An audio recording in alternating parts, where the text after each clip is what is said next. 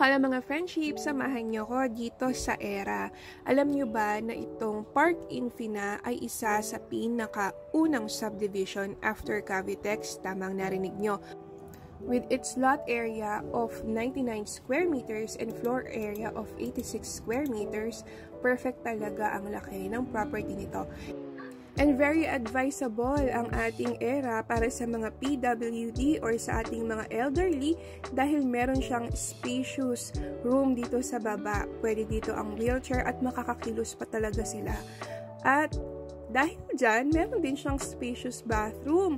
So kung kagaya namin kayo na may lolang inaalagaan, perfecto sa kanila. Ang turnover nito ay complete finish niya. So gamit na lang ang kulang mga friendship. Meron siyang laundry or service area and provision for one-car garage. Meron din siyang front lawn para sa mga plantitang kagaya ko.